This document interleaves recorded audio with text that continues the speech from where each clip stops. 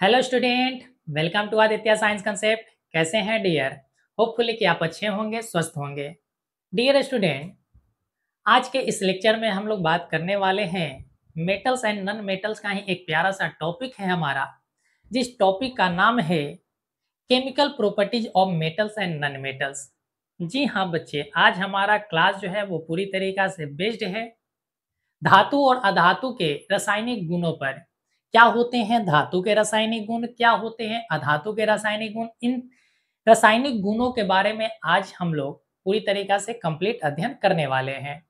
अगर कोई भी हमारे नए भाई बंधु डायरेक्ट इसी क्लास को ज्वाइन कर रहे हैं तो आपसे हम्बल रिक्वेस्ट है प्यारे बच्चा कि आप सबसे पहले जाकर मेटल्स एंड नॉन मेटल्स का जो लेक्चर नंबर 1 प्रोवाइड कराए गए हैं उसको सबसे पहले देखें, क्योंकि उस लेक्चर में हम लोगों ने धातु और अधातु के भौतिक गुणों के बारे में पढ़ा था कि क्या क्या धातु के भौतिक गुण है और क्या अधातु के भौतिक गुण है, और उसके बाद ही आज के लेक्चर को आप अटेंड करेंगे। होपफुली कि आप हमारी बातों को समझ गए होंगे। तो चलिए प्यारे बच्चों, हम लोग अपने लेक्चर को स्टार्ट करते हैं। होपफुली कि आप पेन पेपर लेकर बैठे होंगे। तो चलिए अपने लेक्चर को स्टार्ट करते हैं। देखिए, अगर हम बात करें प्रीवियस लेक्चर के, तो प्रीवियस लेक्चर में हम लोगों ने मेटल्स के बारे में सबसे पहले अध्ययन किया था। अगर आप मेटल्स के बारे में कंप्लीट अध्ययन कर लेते हैं तो आप समझो कि नॉन मेटल्स के बारे में भी कंप्लीट अध्ययन कर चुके, क्योंकि मेटल का ही अपोजिट होता है बच्चा नॉन मेटल का। यानी जो मेटल का फिजिकल प्रॉपर्टीज था उसका अपोजिट था नॉन मेटल का फिजिकल प्रॉपर्टीज। और आज जो हमारा लेक्चर है रासायनिक गुणों पर आधारित है, तो जो मेटल का रासायनिक गुण होगा, जो धातु का रासायनिक गुण होगा, उसके अपोजिट होंगे बच्चे अधातु के रासायनिक गुण। तो हम लोग धातु के रासायनिक गुण को अगर बेहतर ढंग से कंप्लीट कर लिए, उसके कंसेप्ट को अगर बेहतर कर लिए, तो हमारे लिए अधातु को भी पढ़ना आसान हो जाएगा। तो इस वजह से बच्चा आप दिलो दिमाग के साथ धातु वाले जो हमारा टॉपिक है उसको सबसे पहले अच्छे ढंग से कंप्लीट करने का प्रयास करेंगे। ठीक है, तो चलिए, होपफुली कि आप नोट पेपर लेकर बैठे होंगे, जो भी फैक्ट होगा उसको नोट करते हुए चलिएगा। आइए समझते हैं। तो सबसे पहले हम लोग मेटल्स के बारे में ही जानेंगे। तो ये रहा मेटल्स का हमारा फिजिकल प्रॉपर्टी, मेटल्स का हमारा केमिकल प्रॉपर्टीज है। देखिए, सबसे पहला जो केमिकल प्रॉपर्टीज है कहता है कि अगर धातु को ऑक्सीजन के संपर्क में लाया जाए तो ऑक्सीजन के साथ रिएक्ट करके, ऑक्सीजन के साथ रिएक्शन करके मेटल का ऑक्साइड बना लेता है। क्या बनाता है बच्चा? मेटल का ऑक्साइड बना लेता है। यानी कि जब भी हम किसी मेटल को अगर ऑक्सीजन के संपर्क में लाते हैं तो ये ऑक्सीजन से अभिक्रिया करके धातु के ऑक्साइड का निर्माण करता है। किसका निर्माण करता है? धातु के ऑक्साइड का निर्माण करता है। और ये जो धातु के ऑक्साइड होते हैं, ये नेचर में बच्चा अल्केलाइन नेचर का होता है, यानी कि क्षारीय प्रकृति का होता है। और जितने सारे हमारे मेटल्स हैं, जितने सारे हमारे मेटल्स हैं, इन सभी का रिएक्टिविटी अलग-अलग होता है। यानी उनकी अभिक्रियाशीलता जो है बच्चे, सभी धातु के अलग-अलग होते हैं। इस वजह से ये सभी धातु एक समान रूप से रिएक्ट नहीं करते हैं, एक समान रूप से अभिक्रिया नहीं करते हैं। तो हर धातु की जो अभिक्रियाशीलता है उसी पर डिपेंड करेगा इनका रासायनिक गुण भी। यानी जो भी हमारे मेटल्स हैं उन सभी का जो केमिकल प्रॉपर्टीज होगा वो डिपेंड करेगा बच्चा कि मेटल्स की रिएक्टिविटी में क्रम क्या है। यानी उसकी रिएक्टिविटी कितना अधिक है, रिएक्टिविटी कितना कम है। जो अधिक रिएक्टिविटी का होगा वो जल्दी रिएक्शन करेगा, जो कम रिएक्टिविटी का होगा वो धीमा रिएक्शन करेगा, या तो नहीं करेगा, या तो नहीं करेगा। हमने जो पॉइंट समझाया, क्या आपने समझा? चलो, अगर समझ गया तो आप थम्स अप का एक साइन आप कमेंट बॉक्स में सेंड कर देंगे। ठीक है, देखो फिर से समझना। हमने कहा कि मेटल को जब हम ऑक्सीजन के संपर्क में लाते हैं तो ये ऑक्सीजन से अभिक्रिया करके धातु का ऑक्साइड बनाता है, यानी मेटल ऑक्साइड का निर्माण करता है। और जो मेटल का ऑक्साइड बना है बच्चा, वो नेचर में बेसिक होगा, अल्कलाइन होगा। अल्कलाइन क्या होते हैं, बेसिक क्या होते हैं, इन सभी चीजों के बारे में हम लोगों ने acid base and salts chapter में कंप्लीट किया था। तो यहाँ मेटल का जो ऑक्साइड होगा वो किस नेचर का होगा, अल्कलाइन नेचर का होगा। और हर मेटल का अपना अपना रिएक्टिविटी क्रम होता है, वो भी हमने आपको समझाया कि सबसे ज्यादा रिएक्टिव होता है सर पोटेशियम, उसके बाद होता है सोडियम, सोडियम के नीचे कैल्शियम, कैल्शियम के नीचे मैग्नीशियम होता है सर। तो इस तरीका से रिएक्टिविटी का भी क्रम हमें पता होना चाहिए। तो जो जितना ज्यादा रिएक्टिव होगा बच्चा वो उतना ही तेजी से रिएक्शन करेगा, जो कम रिएक्टिविटी का होगा वो कम रिएक्ट करेगा। यानी कि जितने सारे मेटल है उनके रासायनिक जो गुण है, केमिकल जो प्रॉपर्टीज है, वो डिपेंड करता है उसके रिएक्टिविटी पर, उसके रिएक्टिविटी पर, उसकी अभिक्रियाशीलता पर। जो अधिक अभिक्रियाशील होगा वो जल्दी रिएक्शन करेगा, जो कम अभिक्रियाशील होगा वो धीमा रिएक्शन करेगा। क्या ये बात क्लियर होगी? होपफुली कि आपको ये समझ में आ गए होंगे। तो चलिए, कहता कि धातुओं की ऑक्सीजन के साथ प्रतिक्रिया, यानी कि धातु जो है वो ऑक्सीजन के साथ प्रतिक्रिया किस तरीका से करता है। आ जाओ, कहता है कि जब धातुओं को हवा में जलाया जाता है, यानी कि जब हम मेटल को हवा में जलाएंगे तो वे हवा के ऑक्सीजन के साथ प्रतिक्रिया करके धातु के ऑक्साइड बनाते हैं।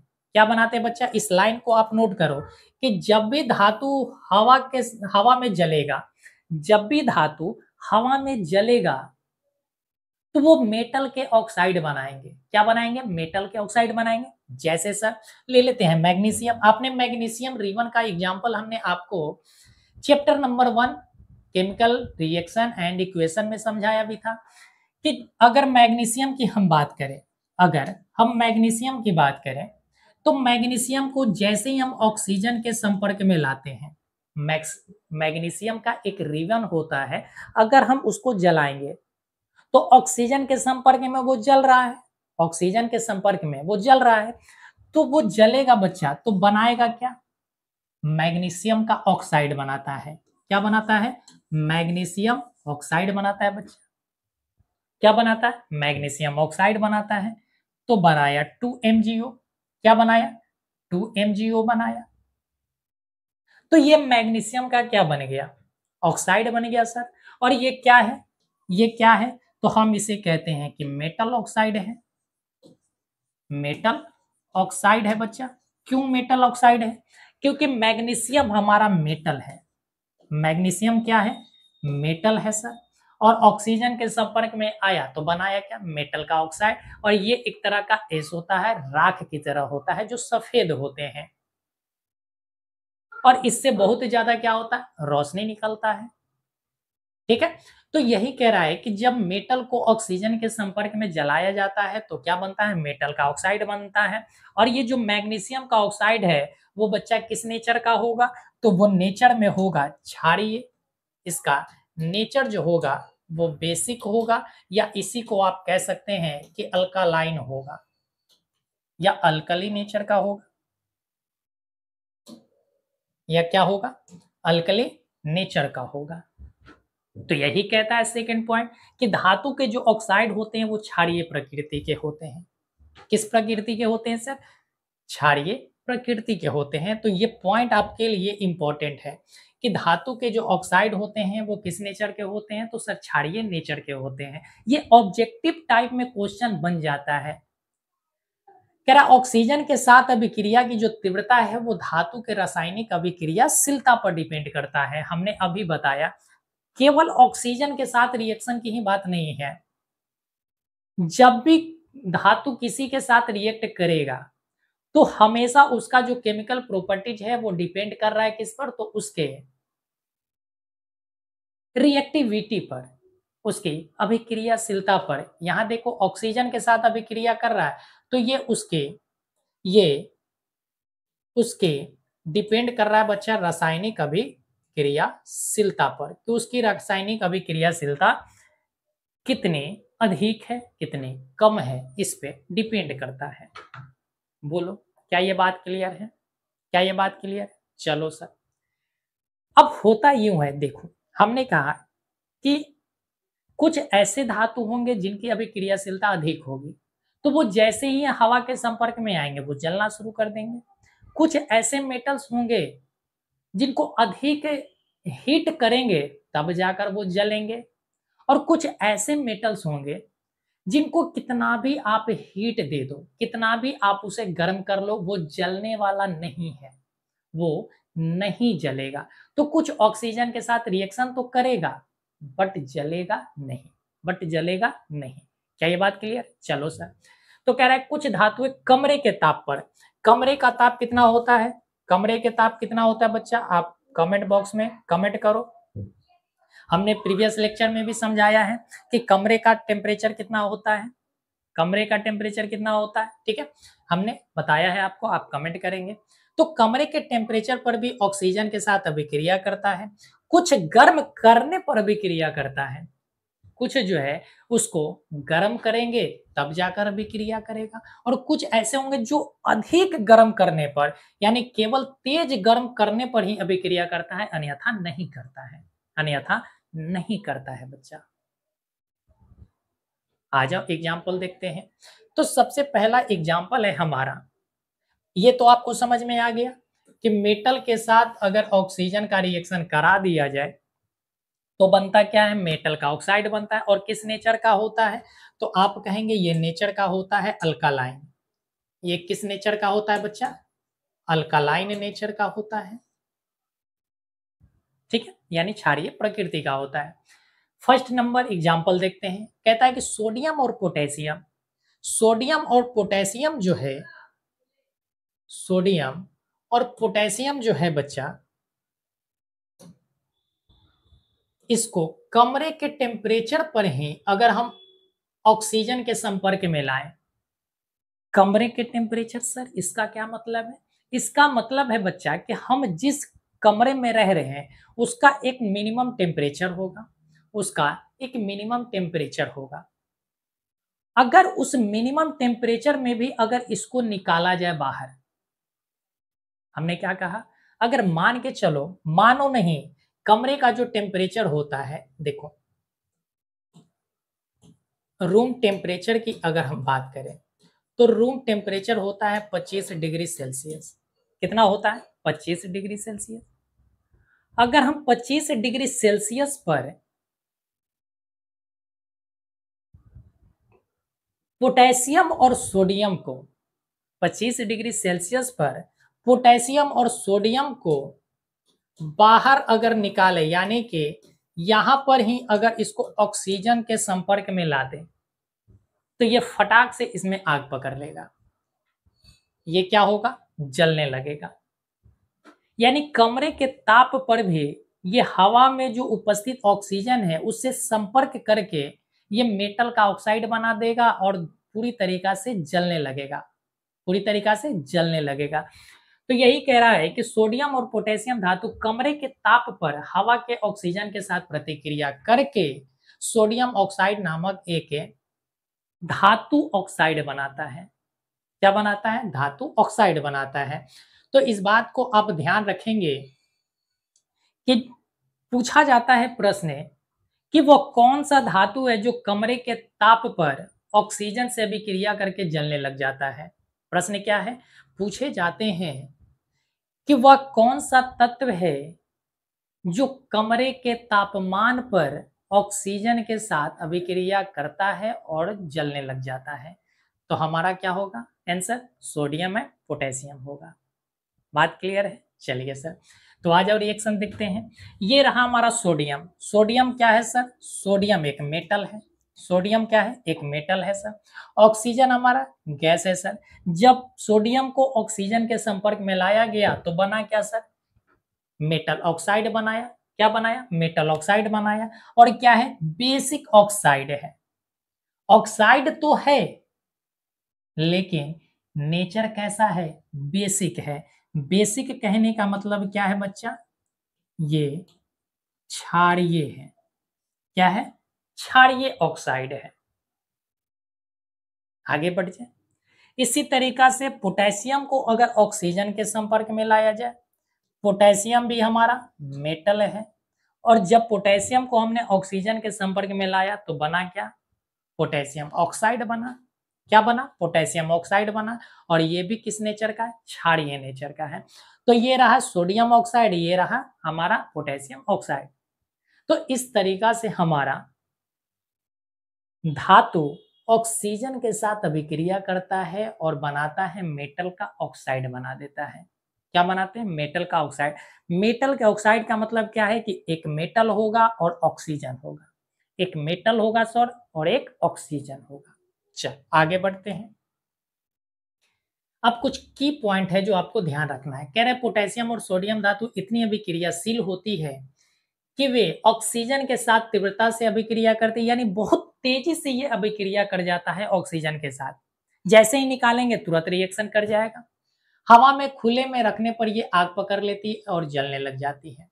पॉइंट तो यहाँ इंपॉर्टेंट है कि पोटेशियम और सोडियम और लिथियम, पोटेशियम सोडियम लिथियम धातु को मिट्टी के तेलों में स्टोर किया जाता है। यहां से प्रश्न बनते हैं कि वह कौन सा धातु है जिसे मिट्टी के तेल में संग्रहित करके रखा जाता है? वह कौन सा धातु है जिसे मिट्टी के तेलों में संग्रहित करके रखे जाते हैं? तो पोटेशियम, सोडियम और लिथियम। लिथियम बच्चा जब आप इस चांद की बुक पढ़ोगे तो उसमें लिथियम का भी जिक्र किया गया है। एनसीईआरटी में आपका लिथियम का भी जिक्र किए गए हैं। तो पोटेशियम, सोडियम और लिथियम तीनों धातु आपके लिए इंपॉर्टेंट है। इन तीनों में से कोई भी आपके लिए एग्जाम्पल में आ सकता है। इस वजह से आप ध्यान रखना कि ये पोटेशियम, सोडियम और लिथियम जो है ये ऑक्सीजन के साथ जल्दी रिएक्शन कर जाता है। इस वजह से इसे हम हमेशा किरोसिन तेल में स्टोर करके रखते हैं। किरोसिन तेल में डुबाकर स्टोर करके रखते हैं हम। चलो सर, ताकि क्या हो? ताकि हवा में जो उपस्थित ऑक्सीजन है, नमी है और कार्बन डाइऑक्साइड है, इनके साथ जो अभिक्रिया करता है उसको हम रोक पाए। तो ये भी प्रश्न पूछा जा सकता है कि सोडियम और पोटेशियम में आग लगने का मुख्य कारण क्या हो सकता है? मुख्य कारण हो सकता है कि ऑक्सीजन के संपर्क में आप ला दो, हो सकता है कि आप नमी उसमें दे दो। नमी कहने का मतलब, नमी कहने का मतलब कि जिसमें पानी की बूंदे हो। अगला कार्बन डाइऑक्साइड, यानी इन तीनों से रिएक्शन वो तेजी से करता है। इस बात को भी आप ध्यान रखेंगे, इस बात को भी आप ध्यान रखेंगे कि ऑक्सीजन से भी रिएक्शन करता है, नमी के साथ भी रिएक्ट करता है और कार्बन डाइऑक्साइड के साथ भी ये रिएक्ट अच्छे ढंग से कर जाता है। इस वजह से हम इसको मिट्टी के तेलों में डुबो कर रखते हैं। कह रहा है चूंकि पोटेशियम और सोडियम धातुएं कमरे के तापमान पर भी ऑक्सीजन के साथ अभिक्रिया करती है, इसलिए पोटेशियम और सोडियम अत्यधिक अभिक्रियाशील धातु हैं। देखो, जो जल्दी रिएक्शन करेगा, जो कमरे के टेम्परेचर पर रिएक्शन जल्दी कर जाएगा, उसे हम अभिक्रियाशील यानी मोर रिएक्टिव एलिमेंट के नाम से भी जानते हैं, या मोर रिएक्टिव मेटल्स की श्रेणी में हम उसे रखते हैं।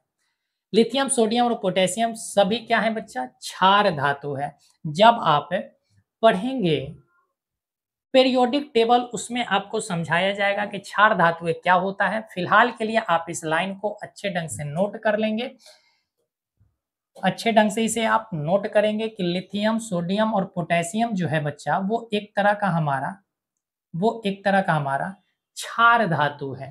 क्षार धातु हम किसे कहते हैं? जो अल्कलाइन नेचर का हो। किस नेचर का हो? अल्कलाइन नेचर का हो। देखो, एक होता है क्षार धातु और एक होता है हमारा सॉइल अल्कलाइन नेचर का, यानी कि जो हमें मिट्टी से मिल जाते हैं, जो हमें मिट्टी से मिलते हैं। ठीक है, यानी अर्थ अल्कली मेटल एक कहते हैं और एक एल्कली मेटल कहते हैं। अल्कली मेटल में आता है लिथियम, सोडियम, पोटेशियम, ये सभी। और अर्थ मेटल में, यानी कि जो हमारा अर्थ है, अल्कली मेटल है, उसमें मैग्नीशियम आता है, हमारा कैल्शियम आता है। ठीक है, इस चीज को आप ध्यान रखना। तो यहां देखो, इसमें बच्चा सोडियम है। सोडियम देखो जैसे ही हवा के संपर्क में आया, अब कैसे? आपको तो खैर मिलेगा नहीं, लेकिन जब आप 11th में जाओगे, 12th में जाओगे, तो उस समय आपको ये चीज भी और भी बेहतर ढंग से समझाएंगे आपके टीचर। जब आप लैब में जाओगे, लैब में जाओगे तो मिट्टी के तेल से निकाले जाएंगे सोडियम या पोटेशियम के कुछ मात्रा निकाला जाएगा, उसको पूरी तरीका से एक पेपर के साथ उसको सुखाया जाएगा, सुखाकर उसमें से पूरी तरीका से मिट्टी के तेल का जो लेयर है उसको हटा दिया जाएगा और फिर जाकर जैसे ही रखेंगे तो वो रिएक्ट कर जाता है। तो ये सभी के सभी आप जाएँगे लैब में तो वहाँ पर, यहाँ तो पॉसिबल है नहीं बच्चा अभी, ठीक है? चलिए, कह रहा है अधिकांश धातु ऑक्साइड है, यानी कि जो मेटल का ऑक्साइड बना है, जो मेटल के ऑक्साइड बने हैं, वो अधिकांशतः अघुलनशील होता है। अघुलनशील कहने का मतलब कि पानी में वो जल्दी घुलता नहीं है, पानी में जल्द वो घुलते नहीं है। लेकिन कुछ ऐसे भी अपवाद होते हैं जो पानी में भी घुल जाते हैं, जो पानी में भी घुलते हैं। तो कह रहा है अधिकांश धातु ऑक्साइड जल में अघुलनशील होते हैं, लेकिन कुछ धातु के ऑक्साइड जल में घुलकर क्षार बनाते हैं, जल में घुलकर क्षार का निर्माण करते हैं। सोडियम ऑक्साइड और पोटेशियम ऑक्साइड दो ऐसे धातु के ऑक्साइड हैं जो जल में घुलनशील होता है। तो ये भी प्रश्न पूछा जा सकता है कि निम्नलिखित में से वह कौन सा धातु के ऑक्साइड हैं, या निम्नलिखित में से वह कौन सा धातु है जिनका ऑक्साइड जल में घुलनशील होता है, या धातु के ऑक्साइड जल में घुलनशील होते हैं। तो ध्यान रखना, पोटेशियम और सोडियम का जो ऑक्साइड होता है बच्चा, वो जल में घुलनशील होता है, यानी जल में पूरी तरीका से घुल जाता है। ये जल में घुलकर क्षार बनाते हैं। सोडियम ऑक्साइड और पोटेशियम ऑक्साइड जल में घुलकर क्षार का निर्माण करते हैं। जैसे देखो, ये रहा हमारा सोडियम का ऑक्साइड, ये क्या है, ये है हमारा सोडियम का oxide, sodium oxide. Sodium oxide को जब हमने जल में मिलाया, जब जल में हमने डाला, सोडियम ऑक्साइड जो एक कैसा है, बेसिक ऑक्साइड है। जब इसे हम डाले कहां पर, जब हम इसे डाले पानी में, तो ये पानी में पूरी तरीका से घुल गया, पानी में पूरी तरीका से क्या हो गया, घुल गया, और घुल कर क्या बनाया बच्चा, क्षार का निर्माण कराया। किसका निर्माण किया, क्षार का निर्माण कर दिया। बात क्लियर है? चलो सर, इसी तरीका से ये पोटेशियम ऑक्साइड है, ये भी बेसिक ऑक्साइड है। बेसिक ऑक्साइड कहने का मतलब क्या है कि ये एक क्षार का ऑक्साइड है, ठीक है। जब इसको हम जल के साथ मिक्स किए तो ये भी क्या बन गया सर, अल्कली बन गया, यानी क्षार बन गया। तो इस तरीका से सोडियम और पोटेशियम के ऑक्साइड जो होते हैं वो जल में घुलकर क्षार का निर्माण करते हैं। और अगर ये क्षार का निर्माण किया है, अगर ये क्षार है, इसका मतलब है बच्चा कि ये सभी के सभी जो है हमारा रेड लिटमस पेपर जो होगा उसको क्या बना देगा, नीला बनाएगा या लाल बनाएगा, बोलो जरा, बोलो, ये क्या बनाएगा, ये क्या बनाएगा। तो ये रेड लिटमस सॉल्यूशन जो है उसको ब्लू कर देगा, क्या कर देगा, ब्लू कर देगा, नीला कर देगा। ये सारे चीज हमने एसिड वाले चैप्टर में पढ़ा है। सेकेंड रिएक्शन है हमारा, जो जो हमने यहाँ पर रिएक्शन लाया है उसको अच्छे ढंग से आप समझ जाना, ठीक है। अगला है मैग्नीशियम धातु का। देखो, मैग्नीशियम धातु जो है कमरे के ताप पर, किस पर, कमरे के ताप पर भी ऑक्सीजन के साथ अभिक्रिया नहीं करता है। क्या कह रहा है कि जो मैग्नीशियम धातु है वो कमरे के टेम्परेचर पर, यानी कि जो 25 डिग्री सेल्सियस हमने बताया है, उस 25 डिग्री सेल्सियस पर ये रिएक्शन नहीं करता है। यानी कि जिस कमरे के तापमान पे हम सरवाइव कर रहे हैं उसमें ये नहीं जलता है, ऑक्सीजन के साथ अभिक्रिया नहीं करता है। लेकिन जब हम इसे गर्म करते हैं, क्या करते हैं, जब हम इसे गर्म करते हैं तो गर्म करने पर यह मैग्नीशियम धातु जो है ऑक्सीजन के साथ रिएक्शन कर जाता है। यानी मैग्नीशियम को कमरे के टेम्परेचर पर ऑक्सीजन के संपर्क में लाने पर कोई दिक्कत नहीं है, लेकिन जब हम इसे गर्म करेंगे और गर्म करके ऑक्सीजन के संपर्क में लाएंगे तब ये जलना शुरू कर देगा। तो कह रहा है कि मैग्नीशियम धातु वायु में जलकर तीव्र ऊष्मा उत्पन्न करता है, यानी बहुत अधिक ऊष्मा पैदा करेगा और प्रकाश भी उत्पन्न करेगा। प्रकाश भी उत्पन्न करता है, और मैग्नीशियम के ऑक्साइड बनाएगा जो एक सफेद पाउडर होता है, जो क्षारीय ऑक्साइड बनाता है। जैसे यहाँ पर मैग्नीशियम है, मैग्नीशियम ऑक्सीजन के संपर्क में आया, बनाया क्या बच्चा, मैग्नीशियम ऑक्साइड बनाया। ये क्या है, मैग्नीशियम ऑक्साइड है, और ये जो मैग्नीशियम ऑक्साइड है इसका नेचर कैसा है बच्चा, इसको हम कहेंगे बेसिक ऑक्साइड है। कैसा है, बेसिक ऑक्साइड है, क्षारीय ऑक्साइड है। तो देखो मैग्नीशियम है और ये ऑक्सीजन है, तो मैग्नीशियम कब रिएक्शन करेगा, जब हम इसे गर्म करेंगे बच्चा, और गर्म करेंगे तभी जाकर ये ऑक्सीजन से रिएक्शन करेगा और जलना प्रारंभ करेगा।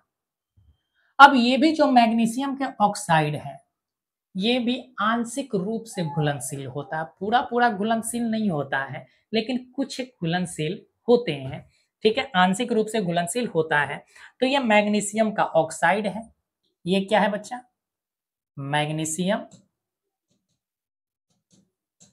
मैग्नीशियम ऑक्साइड है, और ये मैग्नीशियम ऑक्साइड जो है जल के साथ अभिक्रिया करेगा और बनाएगा क्या, मैग्नीशियम हाइड्रा ऑक्साइड बनाएगा। और ये भी एक क्या होता है बच्चा, ये भी एक बेस होता है, एक क्षार होता है। और इसी मैग्नीशियम हाइड्रा ऑक्साइड को हम कहते हैं मिल्क ऑफ मैग्नीशिया। इसको हम मिल्क ऑफ मैग्नीशिया के नाम से हम जानते हैं, मिल्क ऑफ मैग्नीशिया कहते हैं। यही हमारा, इसका इस्तेमाल हम करते हैं इनो में। जो इनो होता है, जो इनो आप खरीद कर पीते हो एसिडिटी होने पर, तो ये क्या है बच्चा, इनो में ये मैग्नीशियम हाइड्रोक्साइड डले होते हैं। ठीक है सर, देखो मेटल का जो ऑक्साइड होता है क्षारीय नेचर का, मेटल का ऑक्साइड क्षारीय नेचर का, और नन मेटल का ऑक्साइड कैसा होगा सर, अब क्षार है तो उल्टा होगा, एसिड होगा सर। बस ऐसे लिंक करते हुए पढ़ना है कि मेटल का ऑक्साइड अगर है क्षारीय तो नन मेटल का ऑक्साइड होगा अम्लीय सर। इस तरीका से लिंक करते हुए पढ़ो, सारा चीज समझ में आएगा। चलो सर, कह रहा है कि अधिकांश धातु ऑक्साइड प्रकृति में क्षारीय होते हैं, फिर भी कुछ धातु ऑक्साइड ऐसे होते हैं जो क्षारीय के साथ साथ अम्लीय प्रकृति के भी होते हैं। क्या कह रहा है कि कुछ ऐसे धातु के ऑक्साइड होते हैं जो क्षारीय के साथ साथ अम्लीय नेचर को भी दिखाते हैं। हमने क्या कहा कि अधिकांश जो धातु है उनके ऑक्साइड क्षारीय प्रकृति के होते हैं, लेकिन अपवाद में आपको ध्यान रखना है कि कुछ ऐसे भी मेटल के ऑक्साइड होते हैं जो नेचर में एसिडिक भी हैं और नेचर में बेसिक भी हैं, यानी दोनों का गुण रखते हैं, जो दोनों का गुण रखते हैं, जिसे हम कहते हैं बच्चा उभयधर्मी या एम्फोटेरिक कहते हैं। क्या कहते हैं, एम्फोटेरिक कहते हैं। तो कह रहा है कि अधिकांश धातु ऑक्साइड प्रकृति में क्षारीय होते हैं, फिर भी कुछ धातु ऑक्साइड क्षारीय के साथ साथ अम्लीय प्रकृति भी प्रदर्शित करते हैं। वे धातु ऑक्साइड जो क्षारीय के साथ साथ अम्लीय व्यवहार प्रदर्शित करते हैं उसे हम उभयधर्मी कहते हैं। उसे हम क्या कहते हैं बच्चा, उभयधर्मी ऑक्साइड कहते हैं, उभयधर्मी ऑक्साइड कहते हैं। और इसी को हम कहते हैं बच्चा एम्फोटेरिक, एम्फोटेरिक कहते हैं, एम्फोटेरिक कहते हैं, उभयधर्मी कहते हैं। तो पूछा जाता है कि वो कौन सा धातु है जो उभयधर्मी है, तो ध्यान रखना एक एल्युमिनियम होता है और एक जिंक होता है। एल्युमिनियम और जिंक एक ऐसा धातु है जिसके ऑक्साइड एसिडिक नेचर में भी होते हैं और बेसिक नेचर में भी होते हैं। हमने क्या कहा कि एल्युमिनियम और जिंक ये दो ऐसे मेटल हैं जिनके ऑक्साइड एसिडिक भी होते हैं और बेसिक भी होते हैं। बात समझे, चल। तो कह रहा है कि एल्युमिनियम और जिंक धातु उभयधर्मी ऑक्साइड बनाते हैं, यानी एल्युमिनियम और जिंक जो है इनका ऑक्साइड वो कैसे होंगे, उभयधर्मी होंगे। और उभयधर्मी का मतलब क्या है कि एसिडिक भी होगा और साथ ही साथ बेसिक भी होगा। इस प्रकार एल्युमिनियम ऑक्साइड और जिंक ऑक्साइड, एल्युमिनियम ऑक्साइड और जिंक ऑक्साइड प्रकृति में उभयधर्मी होते हैं, जो क्षारीय के साथ साथ अम्लीय प्रकृति भी प्रदर्शित करते हैं। उभयधर्मी ऑक्साइड अम्ल और क्षार दोनों के साथ रिएक्शन करते हैं। देखो, अगर उभयधर्मी है यानी एम्फोटेरिक है तो वो अम्ल के साथ भी रिएक्शन करेगा और क्षार के साथ भी रिएक्शन करेगा, यानी दोनों के साथ। कहना क्या चाहते हैं सर? कहना ये चाहते हैं, आ जाओ समझो। कहना चाहते हैं कि आपने पढ़ा, देखो, कि जब एसिड और बेस, जब एसिड और बेस मिलते हैं बच्चा, तो क्या बनाता है सर? साल्ट बनाता है और सर जल बनाता है। साल्ट के साथ साथ सर क्या बनाएगा? तो जल बनाएगा सर। तो जब एसिड की तरह कार्य करेगा, जब एसिड की तरह कार्य करेगा तो बेस के साथ रिएक्शन होगा। जब एसिड की तरफ बिहेव कर रहा है तो बेस के साथ रिएक्शन करेगा। इसका मतलब कि अगला जो कंपाउंड होगा वो बेसिक नेचर का होगा। और जब बेस बन जाए तो एसिड के साथ रिएक्शन करेगा, और जब बेस बन जाए तो किसी एसिड के साथ रिएक्शन करेगा और साल्ट और जल बनाएगा। तो आ जाओ समझते हैं। तो कह रहा है कि उभयधर्मी जो ऑक्साइड होते हैं वो अम्ल और क्षार दोनों के साथ अभिक्रिया करते हैं और करके लवण और जल बनाते हैं। क्या बनाते हैं? लवण और जल बनाते हैं। इस पॉइंट को भी आप ध्यान रखना। उदाहरण के लिए एल्युमिनियम ऑक्साइड के एक उभयधर्मी ऑक्साइड है जो अम्ल और क्षार दोनों के साथ अभिक्रिया करके लवण और जल बनाते हैं। जैसे ये देखो, ये एल्युमिनियम का ऑक्साइड है, यहाँ एल्युमिनियम भी है और ऑक्सीजन भी है। इस इसका मतलब है एल्युमिनियम ऑक्साइड। अब हमें ऐसे नहीं पता चल रहे हैं, ऐसे हमें ये पता नहीं चल रहा है कि ये अम्ल है या क्षार है सर। अम्ल है या क्षार है ऐसे हम नहीं बता सकते हैं, क्योंकि देखो, मेटल के ऑक्साइड तो होते हैं सर क्षारीय नेचर के। मेटल के ऑक्साइड जो होते हैं वो सर क्षारीय नेचर के होते हैं। तो ऐसा बिल्कुल मत कर देना कि एल्युमिनियम का ऑक्साइड आ जाए और पूछ दिया जाए कि नेचर इनका कैसा है, प्रकृति कैसा है, तो आप मार दोगे सर ये क्षारीय प्रकृति का है। तो क्षारीय और अम्लीय दोनों होते हैं। कब पता चलेगा? जब हम इसका रिएक्शन कराएंगे सर। तो कैसे? देखो, अगर ये एल्युमिनियम ऑक्साइड है तो यहाँ HCl है, और HCl क्या है बच्चा? HCl क्या है? तो सर ये एसिड है। HCl क्या है? एसिड है।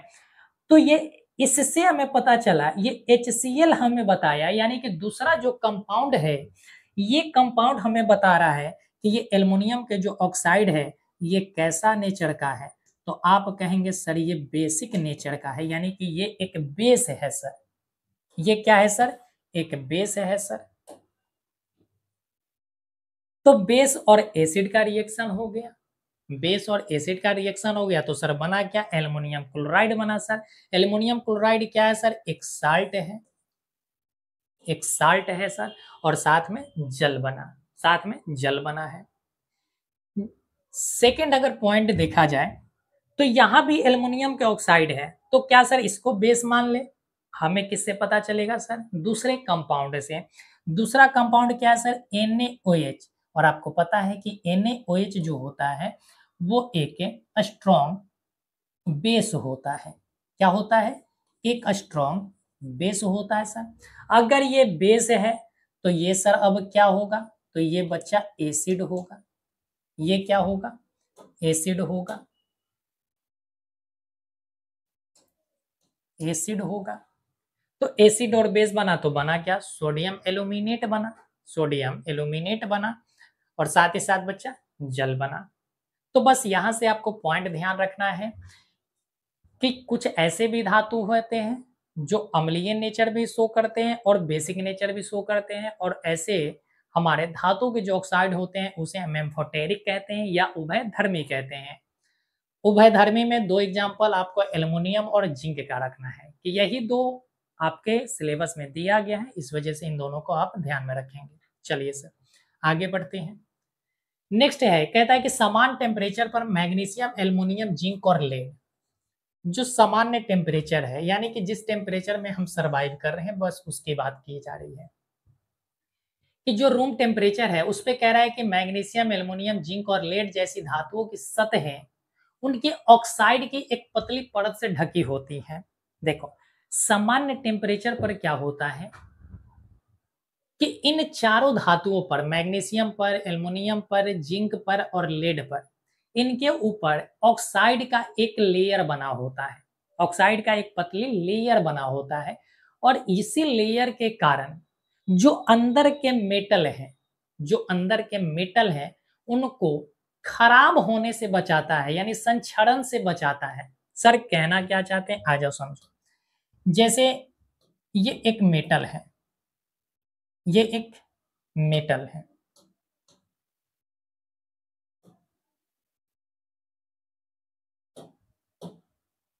ये एक मेटल है, ठीक है। अब इस मेटल पर ऑक्साइड का एक लेयर बना रहता है, ऑक्साइड का एक पतला लेयर बना होता है। ये क्या है सर, मेटल के ऑक्साइड है। ये जो है मेटल ऑक्साइड है बच्चा, क्या है, मेटल ऑक्साइड है। और मेटल ऑक्साइड का ये क्या बना हुआ है, लेयर बना हुआ है। ये लेयर अगर ऊपर है तो नीचे के जो अंदर के जो मेटल होंगे वो पूरी तरीका से संरक्षित रहेंगे, सुरक्षित रहेंगे। जैसे जैसे जब हम इस लेयर को हटा देंगे, जब हम इस लेयर को हटा देंगे, जैसे ही हमने यहां से इस लेयर को हटाया तो होगा क्या सर, होगा ये कि इसका और संक्षरण हो जाएगा, इसका और संक्षरण यानी इसके कुछ हिस्सा और कट जाएंगे, समाप्त हो जाएंगे। फिर उसके ऊपर लेयर बना हुआ है ऑक्साइड का, मेटल का ऑक्साइड बना हुआ है। फिर ये खत्म होगा, फिर ये नीचे का अंदर वाले जो मेटल है वो धीरे धीरे। तो इस तरीका से आप देख पा रहे हैं कि मेटल का ऑक्साइड जब हटेगा तभी जाकर ये रिएक्शन करेगा, तभी जाकर ये रिएक्शन करेगा। जब तक इसके ऊपर मेटल के ऑक्साइड रहेंगे तब तक ये रिएक्शन नहीं करेगा सर, ठीक है। और रिएक्शन नहीं करेगा तो अंदर के जो धातु होंगे वो सुरक्षित होंगे। तो यही कह रहा है कि सामान्य टेम्परेचर पर मैग्नीशियम, एल्युमिनियम, जिंक और लेड जैसी धातुएं की सतह उनके ऑक्साइड की एक पतली परत से ढकी होती है। यह ऑक्साइड परत एक सुरक्षात्मक परत का काम करता है और नीचे की धातु के आगे ऑक्सीकरण को रोकता है। यानी इसके अंदर के जो मेटल है वो ऑक्सीकरण से खराब ना हो जाए, इस वजह से ये एक तरह से सुरक्षा कवच का भी कार्य करता है।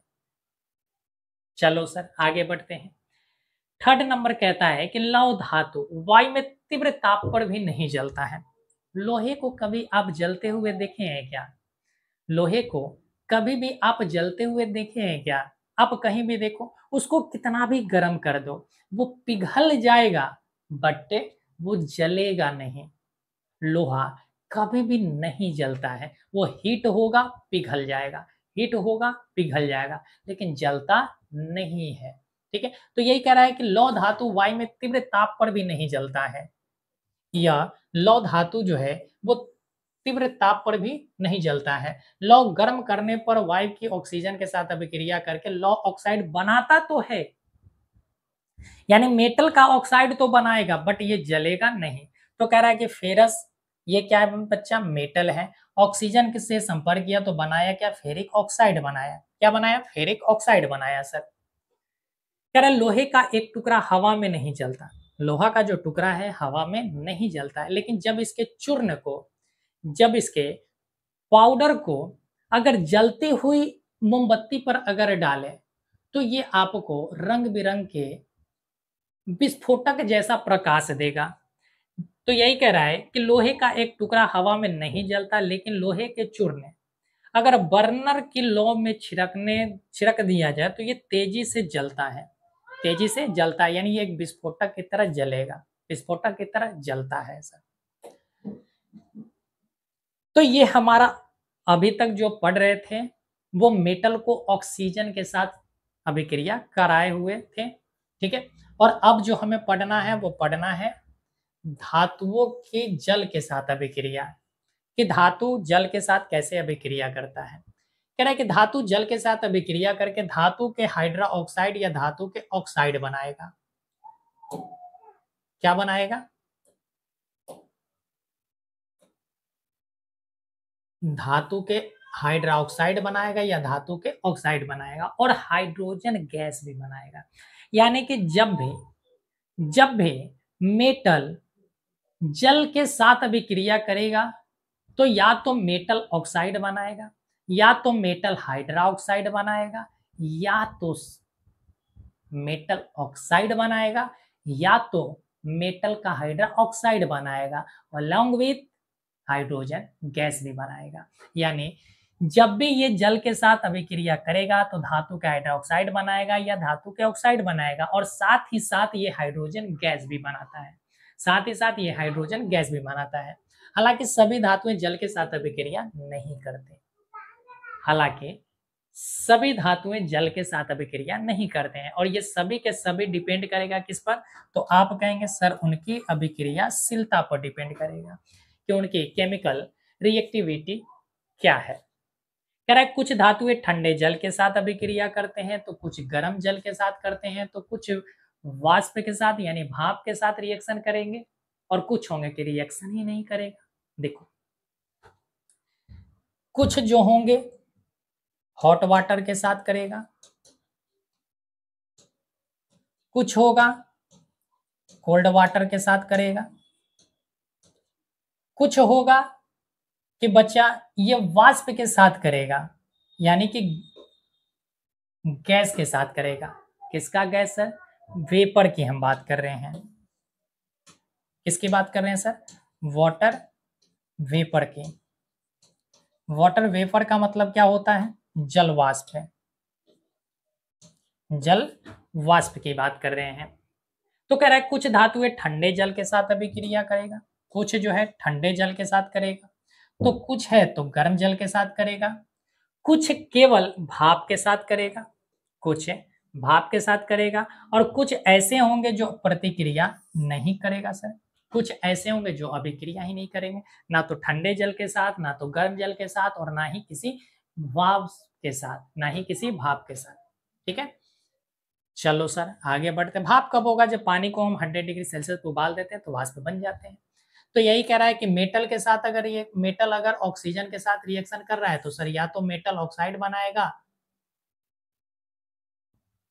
या तो सर मेटल के हाइड्रोक्साइड बनाएंगे। तो यहाँ पर दिया मेटल अगर वाटर के साथ करा तो मेटल का ऑक्साइड और हाइड्रोजन और मेटल का हाइड्रोक्साइड भी बनता है। जैसे फर्स्ट नंबर कह रहा है कि पोटेशियम और सोडियम इस पॉइंट को आप अच्छे ढंग से नोट करो कि पोटेशियम और सोडियम जो धातु है, पोटेशियम और सोडियम जो धातु है बच्चा, वो ठंडे पानी के साथ हिंसक प्रतिक्रिया करता है। क्या करता है?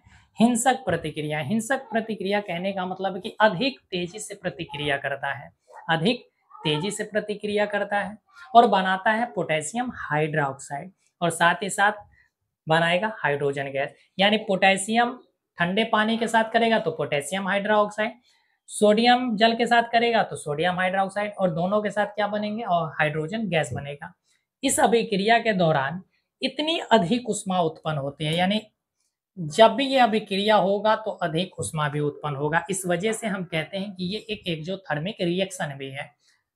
क्या हम इसे एक्सोथर्मिक रिएक्शन कह सकते हैं? बिल्कुल कह सकते हैं, क्योंकि यहाँ पर अधिक ऊष्मा उत्पन्न होंगे। बनने वाली जो हाइड्रोजन गैस होगा उसमें आग भी पकड़ेगा और विस्फोटक रूप से जलेंगे भी। आपको हाइड्रोजन के बारे में आपको पढ़ाया है, कैसे एक्सपेरिमेंट किए जाते हैं, कैसे वो पॉप साउंड बनाता है, पॉप साउंड करने आवाज उत्पन्न करता है, इन सभी चीजों के बारे में आपको समझाया है। देखो ये है पोटेशियम, ये है पोटेशियम। पोटेशियम को ठंडे जल के साथ रिएक्शन कराया गया। पोटेशियम को ठंडे जल के साथ रिएक्शन कराएगा तो बनाया क्या? पोटेशियम हाइड्रोक्साइड बनाया। ये क्या है? पोटेशियम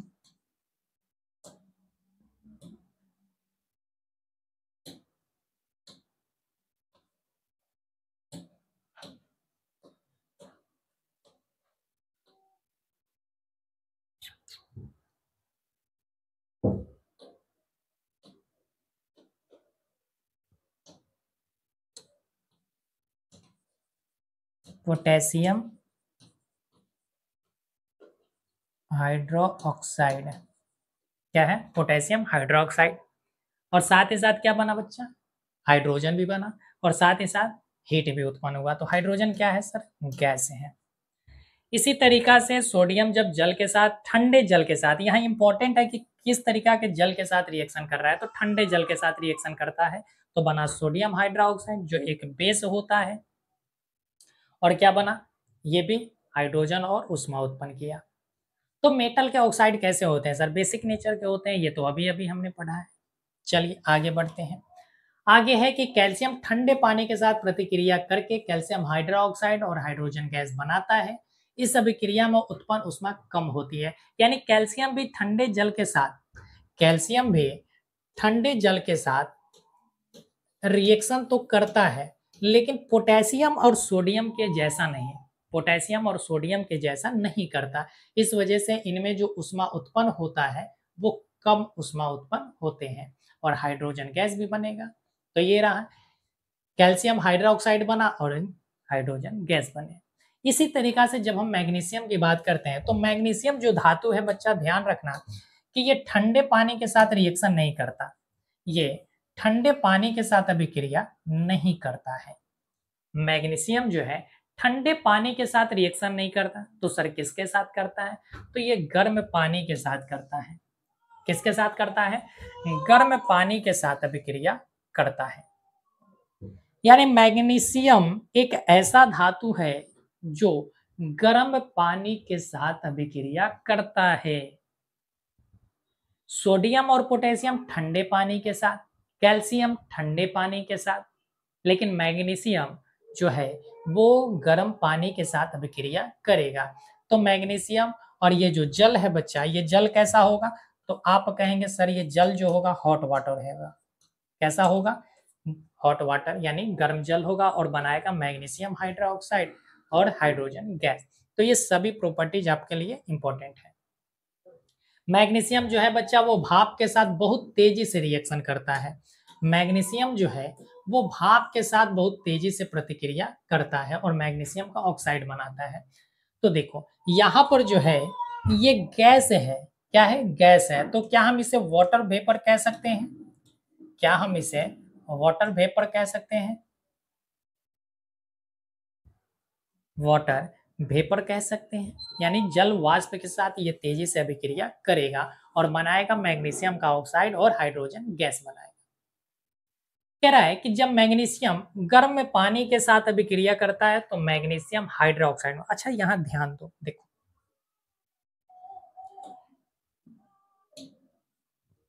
ध्यान दो, यहाँ पर मैग्नीशियम जो है बच्चा वो अगर हॉट वाटर के साथ करता है रिएक्शन तो बनाता है मैग्नीशियम हाइड्रोक्साइड, बनाता है मैग्नीशियम हाइड्रोक्साइड और हाइड्रोजन गैस तो बनेगा ही बनेगा, हाइड्रोजन गैस तो बनेगा ही बनेगा। चलो सर ये भी लिख देते हैं। लेकिन जब मैग्नीशियम जल वाष्प के साथ यानी भेपर के साथ अगर रिएक्शन कर रहा है तब ये बच्चा मैग्नीशियम ऑक्साइड बनाता है, तब ये मैग्नीशियम का ऑक्साइड बनाता है और साथ ही साथ ये हाइड्रोजन गैस भी बनाएगा। तो पीछे आपने देखा था कि मैग्नीशियम का हाइड्रोक्साइड बना था, ये देखो यहाँ पर गर्म पानी के साथ अभिक्रिया किया है तो मैग्नीशियम का हाइड्रोक्साइड बना है और यहाँ पर जल वाष्प के साथ रिएक्शन कर रहा है तो मैग्नीशियम का ऑक्साइड बना है। तो यही चीज कह रहा है कि जब मैग्नीशियम गर्म पानी के साथ अभिक्रिया करता है तो मैग्नीशियम हाइड्रोक्साइड और हाइड्रोजन बनाता है, लेकिन जब वही मैग्नीशियम भाप के साथ रिएक्शन करता है तो मैग्नीशियम ऑक्साइड बनाता है, मैग्नीशियम ऑक्साइड बनाता है। चलो आगे बढ़ जाए। चलिए कहता है कि एल्युमिनियम, जिंक और लोहा, एल्युमिनियम, जिंक और लोहा जैसी धातुएं न तो ठंडे पानी के साथ और ना ही गर्म पानी के साथ रिएक्शन करता है। ये क्या करता है, ये ना तो ठंडे पानी के साथ रिएक्शन करेगा और ना ही गर्म पानी के साथ रिएक्शन करेगा। तो प्रश्न पूछे जाते हैं कि निम्नलिखित में से वह कौन सा धातु है जो ना तो ठंडे पानी के साथ और ना ही गर्म पानी के साथ रिएक्शन करता है। तो हमारा एल्युमिनियम होगा, जिंक होगा और लोहा होगा। चलो सर, ये सभी के सभी जो है, ये देखो एल्युमिनियम है, एल्युमिनियम को जल के साथ रिएक्शन कराया गया तो क्या बना, क्या बना, तो यहां बना हमारा एल्युमिनियम का ऑक्साइड बना, एल्युमिनियम का ऑक्साइड। तो क्या ये ठंडा पानी है, देखो क्या ये कोल्ड वाटर है,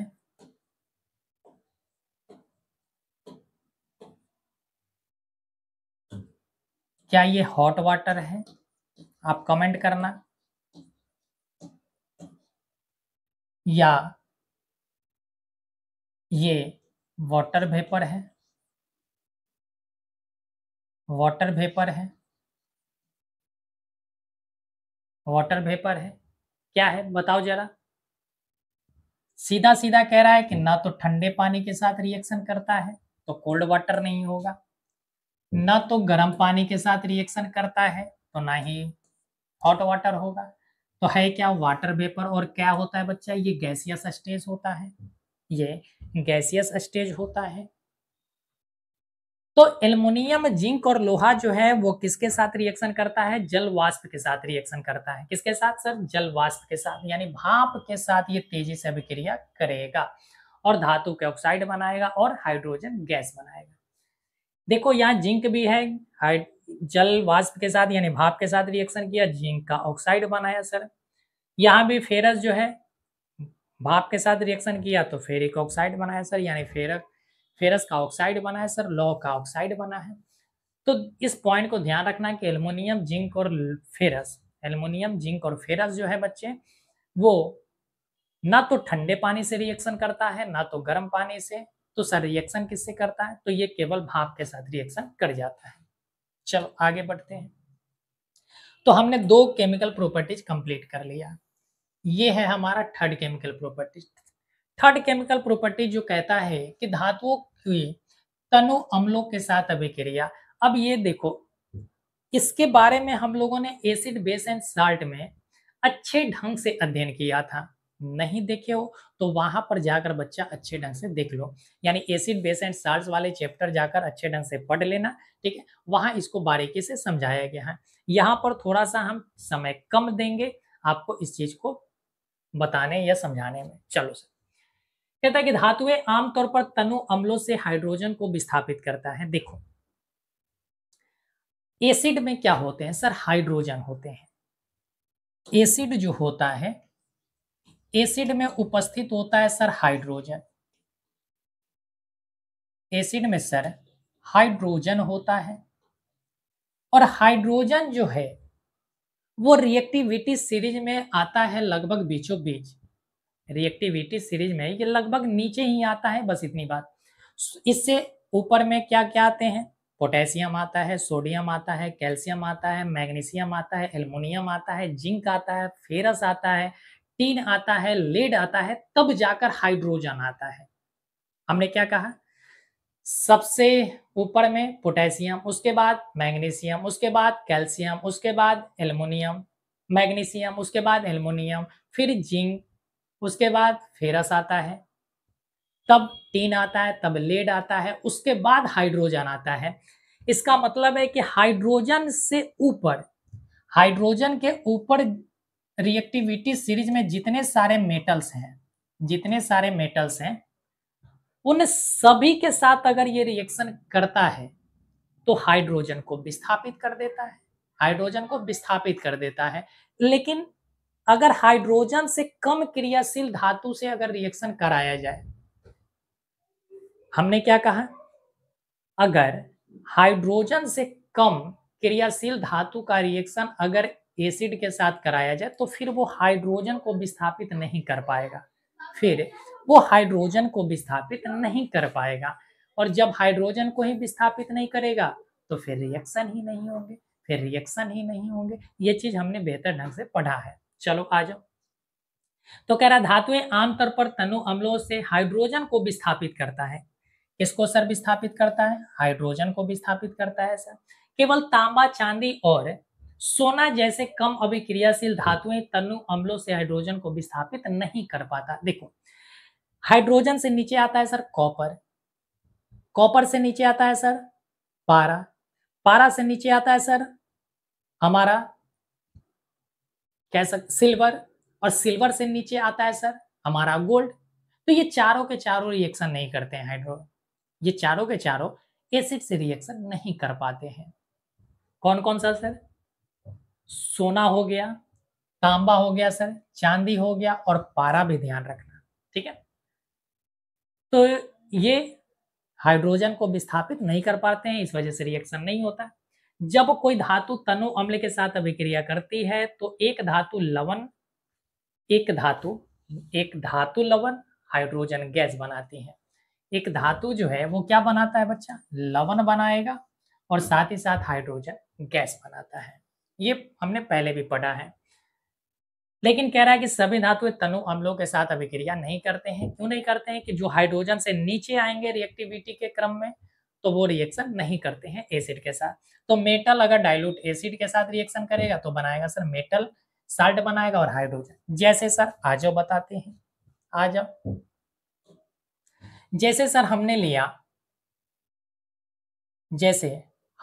सोडियम, सोडियम का रिएक्शन हमने करा दिया हाइड्रोक्लोरिक एसिड से, और ये हाइड्रोक्लोरिक एसिड जो है डाइल्यूट है यानी तनु अम्ल है। जैसे हमने रिएक्शन कराया तो सोडियम जो है हाइड्रोजन से ज्यादा रिएक्टिव है, सोडियम जो है हाइड्रोजन से अधिक क्रियाशील है। इस वजह से ये हाइड्रोजन को विस्थापित करेगा और बना देगा बच्चा NaCl बनाएगा। क्या बनाएगा? NaCl बनाएगा, ठीक है। तो NaCl बन गया और हाइड्रोजन गैस भी बन गया, और हाइड्रोजन गैस भी बन गया। तो इस तरीका से विक्रियाशीलता के कारण ही, रिएक्टिविटी के कारण ही यहां पर एसिड के साथ रिएक्शन हो रहा है। कह रहा है कि सभी धातुएं तनु अम्लों के साथ अभिक्रिया नहीं करते हैं, ठीक है। कह रहा है किसी धातु की तनु अम्ल के साथ अभिक्रिया की तीव्रता उसकी रासायनिक अभिक्रियाशीलता पर निर्भर करेगी। कुछ धातुएं तनु अम्लों के साथ विस्फोटक रूप से यानी अत्यंत तीव्र गति से अभिक्रिया करेगा, तो कुछ धातु जो होंगे तीव्र गति से अभिक्रिया न करके वो धीमा गति से करेंगे, और कुछ धातु केवल गर्म करने पर ही अभिक्रिया करते हैं जबकि अन्य बिल्कुल नहीं करते हैं। चलो सर, जैसे कह रहा है कि सोडियम धातु तनु हाइड्रोक्लोरिक अम्ल के साथ तीव्र गति से अभिक्रिया कर लेता है। देखो अभी हमने यही एग्जांपल दिया है कि सोडियम जो है तेजी से रिएक्शन कर गया एसिड के साथ, तो बनाया क्या? लवण बना दिया। मैग्नीशियम जो है तनु हाइड्रोक्लोरिक अम्ल के साथ काफी तेजी से प्रतिक्रिया करता है, बट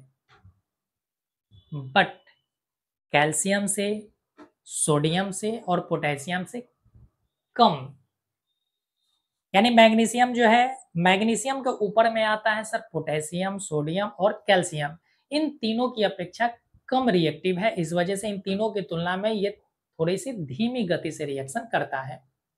एल्युमिनियम धातु अपनी सतह पर एल्युमिनियम ऑक्साइड की एक कठोर सुरक्षात्मक परत की उपस्थिति के कारण तनु हाइड्रोक्लोरिक अम्ल के साथ पहले धीमी गति से विक्रिया करता है, लेकिन जब ये पतली परत समाप्त हो जाती है यानी हट जाती है तो ये बहुत ही तेजी से रिएक्शन कर जाता है। यही पॉइंट यहाँ पर लिखा गया है। चल आगे बढ़ते हैं। कह रहा लोहा जो है ठंडे तनु का हाइड्रोक्लोरिक अम्ल के साथ धीरे धीरे अभिक्रिया करता है। देखो लोहा जो है थोड़ा सा हाइड्रोजन के ऊपर आता है, हाइड्रोजन से थोड़ा सा ही ज्यादा रिएक्टिव है, इस वजह से थोड़ी सी ये धीमी गति से रिएक्शन करता है।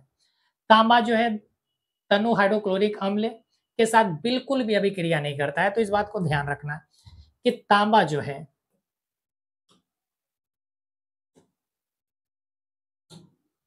जो है बच्चा वो अभिक्रिया हाइड्रोक्लोरिक अम्ल के साथ बिल्कुल भी नहीं करता, अभिक्रिया नहीं करता है।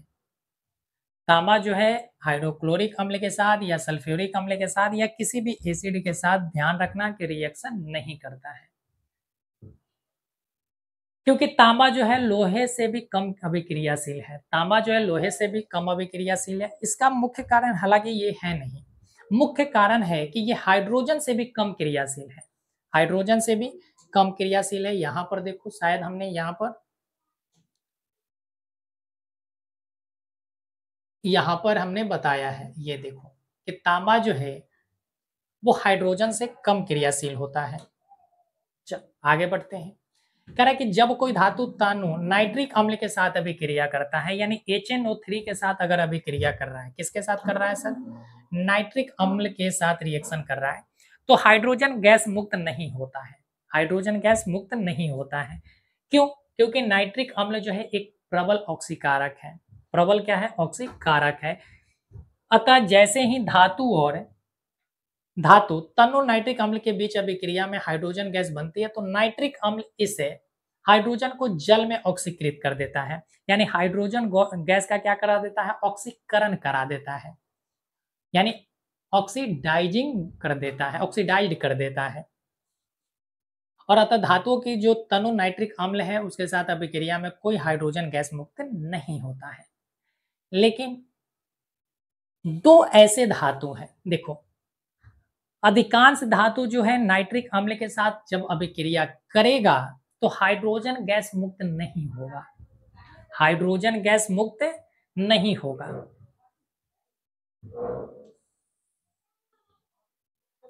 लेकिन दो ऐसे मेटल हैं जिनके साथ अगर ये रिएक्शन कर जाए, जिनके साथ ये रिएक्शन कर जाए तब हाइड्रोजन गैस उत्पन्न होगा, तब हाइड्रोजन गैस उत्पन्न होगा। यानी सभी धातु अगर अधिकांश धातु जो है नाइट्रिक अम्ल के साथ अगर रिएक्शन कर रहा है तो हाइड्रोजन गैस नहीं बन रहा है, जल बन जा रहा है।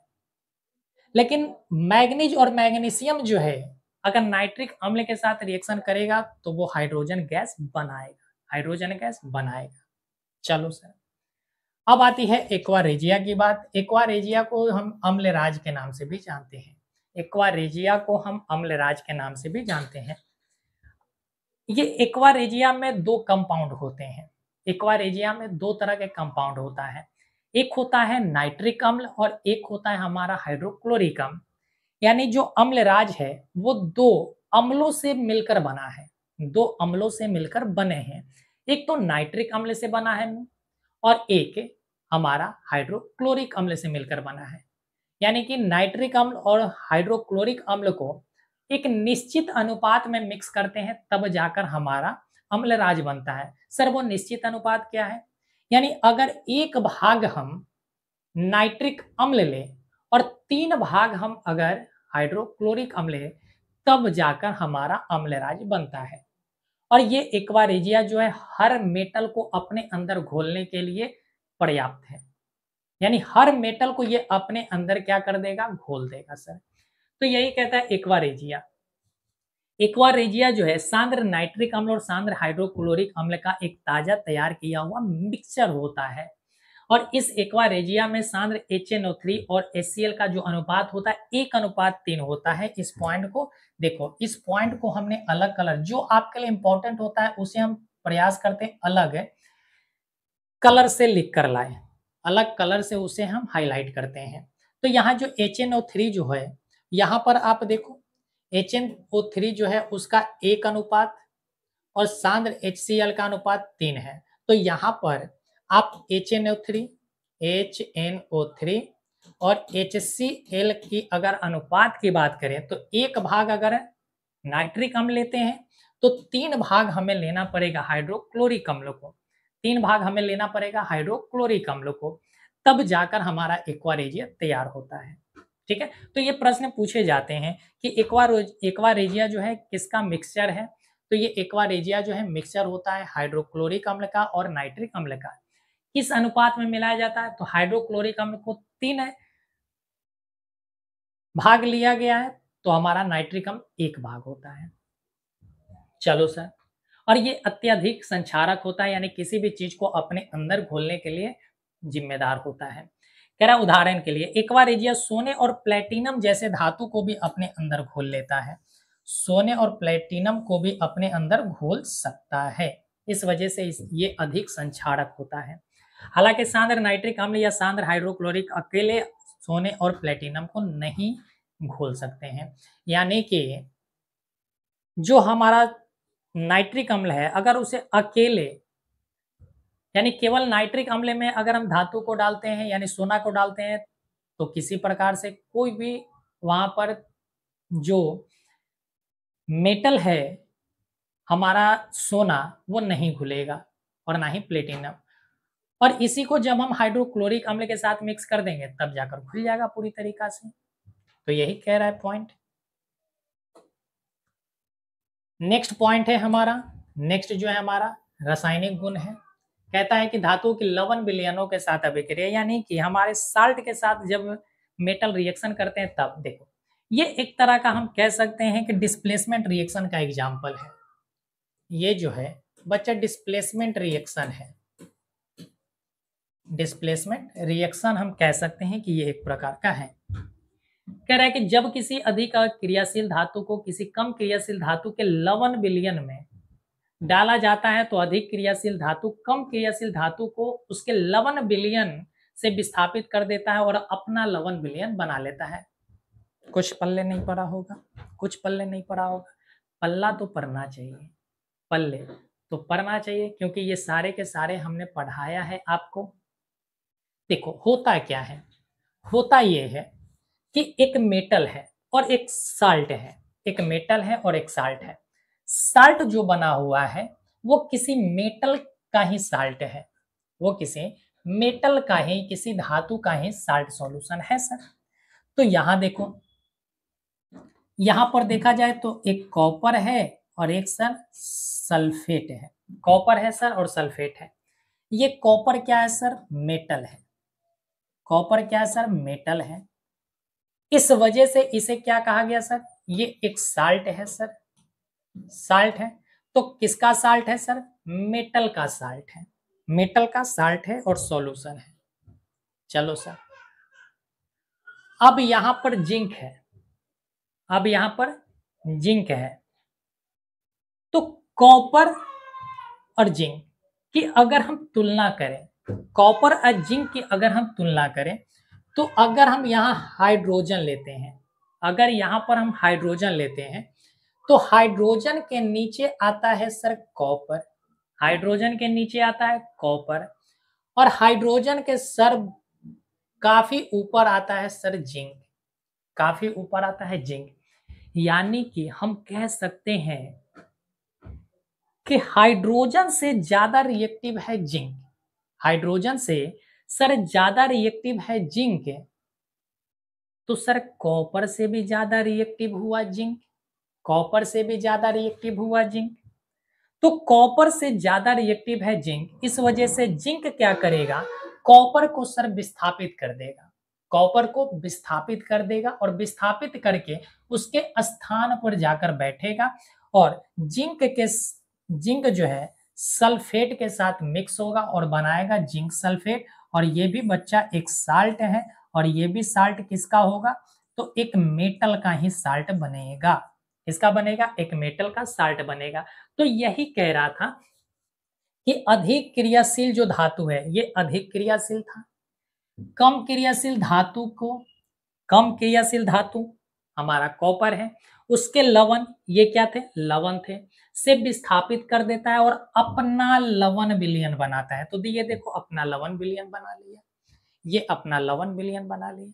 तो इस तरीका से ये हमारा रिएक्शन था। चलो सर, अब कह रहा है क्लोरीन के साथ धातुओं की प्रतिक्रिया हमें पढ़ना है सर, कि क्लोरीन के साथ धातु कैसे रिएक्शन करता है। तो कह रहा है धातु क्लोरीन के साथ अभिक्रिया करके आयनिक क्लोराइड बनाता है। क्या बनाता है सर, आयनिक क्लोराइड बनाता है। धातु क्लोराइड के निर्माण में धातु के परमाणु इलेक्ट्रॉन खो देते हैं और धनावेशित आयन बन जाते हैं। कितनी बार हमने आपको समझाया है कि देखो, अगर हम सोडियम की बात करें और क्लोरीन की बात करें, ठीक है, सोडियम का सर अगर कॉन्फ़िगरेशन निकाले तो 2 है, 8 है सर और 1 है। और यहाँ क्लोरीन की अगर बात करें तो 2 है सर, 8 है और 7 है। तो इन दोनों एटम के बाहरी कक्षा में देखा जाए तो बाहरी कक्षा में सर सोडियम के बाहरी कक्षा में 1 इलेक्ट्रॉन है। कितने इलेक्ट्रॉन है सर, 1 इलेक्ट्रॉन है। और यहां सर क्लोरीन के पास 7 इलेक्ट्रॉन है, क्लोरीन के पास 7 इलेक्ट्रॉन है और हर एटम चाहता है कि हम स्टेबल हो जाएं। हर एटम चाहता है कि हम स्टेबल हो जाएं, ऑक्टेट रूल अपनाना चाहता है। तो ये ऑक्टेट रूल को अपनाने के लिए अपना एक इलेक्ट्रॉन को लूज करेगा, एक इलेक्ट्रॉन को क्या करेगा, लूज करेगा। तो जैसे ही एक इलेक्ट्रॉन को ये लूज करेगा, अपने से बाहर निकालेगा बच्चा, तो ये सोडियम जो है अब बन जाएगा सोडियम आयन। यानी पहले एटम था, पहले क्या था, एटम था, और अब बन गया सर आयन। अब क्या बन गया, आयन बन गया। अब ये क्लोरीन क्या करेगा, क्लोरीन के पास 7 इलेक्ट्रॉन थे बाहरी कक्षा में, इसे एक इलेक्ट्रॉन की नीड है, एक इलेक्ट्रॉन की नीड है ऑक्टेट को पूरा करने के लिए। तो ये इसके साथ मिक्स होगा और बना लेगा बच्चा अपना 8, बना लेगा 8 इलेक्ट्रॉन अपने बाहरी कक्षा में। जैसे ही 8 इलेक्ट्रॉन हुआ तो ये बना लिया अपने ऊपर एक नेगेटिव चार्ज बना लिया। क्या बना लिया, नेगेटिव चार्ज बना लिया। ऐसा क्यों होता है, नेक्स्ट लेक्चर में हम आपको अच्छे ढंग से और भी समझाएंगे। तो यहां आपने देखा कि सोडियम आयन बना और यहां पर क्लोरीन आयन बना। तो ये सोडियम आयन और क्लोरीन आयन, ये दोनों के बीच एक अट्रैक्शन फोर्स कार्य करता है, अट्रैक्शन फोर्स कार्य करता है। क्यों सर, क्योंकि दोनों के ऊपर अलग अलग चार्जेज हैं, दोनों के ऊपर अपोजिट चार्जेज हैं, और जब अपोजिट चार्जेज होते हैं तो एक दूसरे को की ओर अट्रैक्ट होते हैं सर। इस वजह से यहाँ पर सर आयनिक कंपाउंड बना है। क्या बना है सर, आयनिक कंपाउंड, यानी आयनिक क्लोराइड बना है। आगे समझाएंगे नेक्स्ट लेक्चर में कि आयनिक कंपाउंड क्या होता है। तो कह रहा है धातु के क्लोराइड के निर्माण में धातु के परमाणु इलेक्ट्रॉन को खोते हैं। ये देखो, सोडियम था मेटल, अपना एक इलेक्ट्रॉन खो दिया और धनावेशित आयन बन गया, जबकि क्लोरीन परमाणु इलेक्ट्रॉन ग्रहण करते हैं और ऋणावेशित क्लोराइड आयन बन जाते हैं, ऋणावेशित बन गया है सर। शब्दों में अगर देखा जाए तो धातु, अलग शब्द में अगर देखा जाए तो धातु आयनिक क्लोराइड बनाती है, क्योंकि वे क्लोरीन परमाणुओं के आयन बनाने के लिए इलेक्ट्रॉन दे सकते हैं। इलेक्ट्रॉन को क्या करते हैं, दे सकते हैं। यानी कि धातु अगर क्लोरीन के साथ रिएक्शन कर रहा है तो धातु इलेक्ट्रॉन को क्या करता है सर, लूज करता है। इस वजह से धातु के क्लोराइड बनते हैं और इसका विलयन जो है या इसका घोल है वो विद्युत का संचालन करता है। तो धातु क्लोराइड जो होता है विद्युत अपघटय होते हैं, यानी इलेक्ट्रोलाइज के रूप में कार्य करते हैं। चलो सर, अब हाइड्रोजन के साथ देखते हैं। कह रहा धातुएं आमतौर पर हाइड्रोजन के साथ प्रतिक्रिया नहीं करता है। मेटल जो है आमतौर पर हाइड्रोजन के साथ रिएक्शन नहीं करता है। क्यों नहीं करता है सर, क्योंकि आपको पता है सर कि हाइड्रोजन से जो ज्यादा रिएक्टिव होगा वो तो सर रिएक्शन करेगा, और जो कम होगा वो रिएक्शन नहीं करेगा सर। तो कह रहा है धातुएं आमतौर पर हाइड्रोजन के साथ प्रतिक्रिया नहीं करता, क्योंकि धातु इलेक्ट्रॉन खोकर यौगिक बनाती है, धातु इलेक्ट्रॉन खोकर यौगिक बनाती है, जो आमतौर पर हाइड्रोजन भी इलेक्ट्रॉन खोकर यौगिक बनाता है। हाइड्रोजन भी क्या करता है, इलेक्ट्रॉन को खोकर बनाता है, लेकिन यहाँ पर आप आगे समझाएंगे कि यहाँ इलेक्ट्रॉन कैसे खोता है। इसलिए आमतौर पर एक हाइड्रोजन परमाणु एक यौगिक बनाने के लिए एक धातु परमाणु द्वारा दिए गए इलेक्ट्रॉनों को स्वीकार नहीं करता है। यानी अगर इसको इलेक्ट्रॉन दिया जाए तो ये स्वीकार करता नहीं है, इस वजह से इसके साथ रिएक्शन होते नहीं है सर। लेकिन कुछ प्रतिक्रियाशील धातु हैं जैसे sodium, potassium, calcium, magnesium hydrogen के साथ प्रतिक्रिया कर जाते हैं और हाइड्राइड बना देते हैं। तो जब ये धातु देखो, सोडियम, पोटेशियम, कैल्शियम और मैग्नीशियम हाइड्रोजन के साथ प्रतिक्रिया करते हैं तो क्या बनाते हैं सर, धातु के हाइड्राइड बनाते हैं। धातु हाइड्राइड आयनिक यौगिक होते हैं जो धातु परमाणु से हाइड्रोजन परमाणुओं में इलेक्ट्रॉनों के स्थानांतर द्वारा बनते हैं सर। यहाँ इलेक्ट्रॉनों का स्थानांतरण होता है तभी सर जाकर बनते हैं। तो ये आपको जो पॉइंट लिखा हो गया है कि आयनिक यौगिक बनता है, इसको नेक्स्ट लेक्चर में हम अच्छे ढंग से क्लियर करेंगे, लेकिन फिलहाल आप यहाँ पर जो दिया गया था इसको अच्छे ढंग से नोट कर लेंगे। तो ये अभी तक थे हमारे धातुओं के केमिकल प्रॉपर्टी।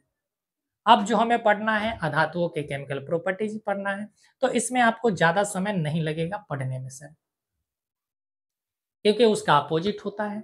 कह रहा ऑक्सीजन के साथ अधातुओं की प्रतिक्रिया देखो, हमने कहा था कि मेटल के जो ऑक्साइड होते हैं सर वो बेसिक होते हैं, तो यहाँ पर नन मेटल का ऑक्साइड किस तरह का होगा सर, अम्लीय नेचर का होगा। तो कह रहा अधातुएं ऑक्सीजन के साथ अभिक्रिया करके अम्लीय या तो उदासीन ऑक्साइड बनाता है। सर अम्लीय ही होगा या तो उदासीन होगा सर, न्यूट्रल होगा, लेकिन सर बेसिक नहीं होगा। कार्बन एक अम्लीय ऑक्साइड है। क्वेश्चन पूछा जाता है, क्वेश्चन पूछा जाता है कि कार्बन डाइऑक्साइड का नेचर कैसा होता है सर, अम्लीय होता है। सल्फर डाइऑक्साइड, सल्फर ऑक्साइड का सर नेचर कैसा होता है, अम्लीय होता है। सर जल का, हाइड्रोजन का सर ऑक्साइड कैसा होता है, तो उदासीन होता है सर। ये अधातु ऑक्साइड सहसंयोजक प्रकृति के होते हैं। सहसंयोजक कहने का मतलब है कि यहाँ पर इलेक्ट्रॉन की साझेदारी होती है, इलेक्ट्रॉन की सर साझेदारी होती है, जो इलेक्ट्रॉनों के साझाकरण से बनते हैं, इलेक्ट्रॉनों के साझाकरण से बनते हैं। ये अगले लेक्चर में आपको अच्छे ढंग से समझ में आएगा। अधातुओं के अम्लीय ऑक्साइड जल में घुलकर अम्ल बनाते हैं। अगर अम्लीय ऑक्साइड है तो अम्ल ही बनाएगा सर। अधातुओं के अम्लीय ऑक्साइड नीले लिटमस विलयन को लाल करता है। नीले को क्या करेगा सर, लाल करेगा। जैसे कह रहा है सर कार्बन, कार्बन एक अधातु है, जब कार्बन वायु में जलता है तो यह वायु के ऑक्सीजन के साथ अभिक्रिया करके कार्बन डाइऑक्साइड नामक अम्लीय ऑक्साइड बनाता है। कुछ नहीं है बच्चा। कार्बन नन मेटल है ऑक्सीजन के साथ, तो कार्बन डाइऑक्साइड बना, एसिडिक ऑक्साइड है यानी अम्लीय नेचर का है। ये जो कार्बन डाइऑक्साइड है, ये कार्बन डाइऑक्साइड को अगर हम जल के साथ मिक्स कर दें तो एक एसिड बनाएगा, क्योंकि यहाँ पर कह रहा है, यहाँ पर कह रहा है कि अधातुएं अम्लीय ऑक्साइड जल में घुलकर अम्ल बनाते हैं, जल में घुलकर अम्ल बनाता है। तो ये देखो कार्बन डाइऑक्साइड है, कार्बन डाइऑक्साइड है, ये किस नेचर का है, ऑक्साइड एसिडिक नेचर का है। जल के साथ मिक्स हुआ तो क्या बनाया सर, कार्बोनिक एसिड बनाया। इसी तरीका से सल्फर ऑक्सीजन के साथ मिक्स हुआ तो एसिडिक ऑक्साइड सल्फर डाइऑक्साइड बनाया, और ये सल्फर डाइऑक्साइड जल के साथ मिक्स करके सल्फ्यूरस एसिड बनाया।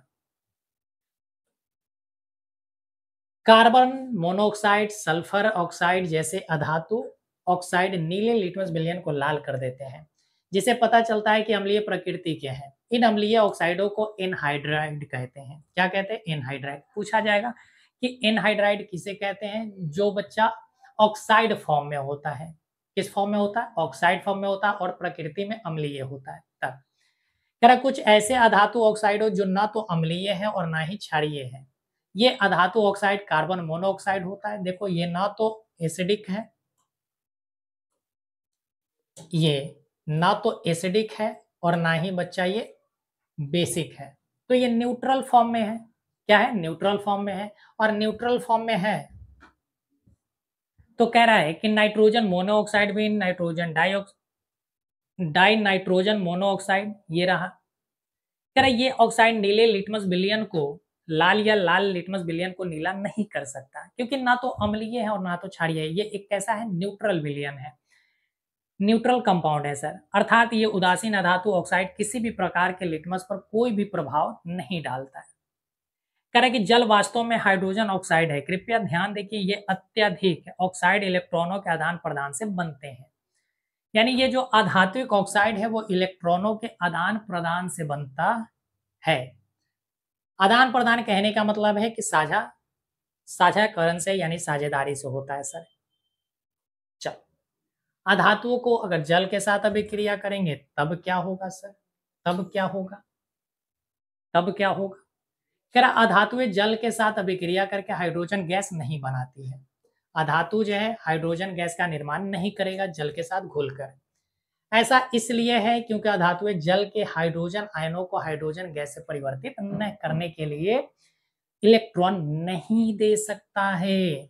अधातु इलेक्ट्रॉन को देता नहीं है, इलेक्ट्रॉन लूज करता नहीं है, हमेशा वो इलेक्ट्रॉन को गेन करता है। इस वजह से यहाँ पर हाइड्रोजन गैस नहीं बनेंगे, हाइड्रोजन को विस्थापित नहीं करेगा तो नहीं बनेगा सर।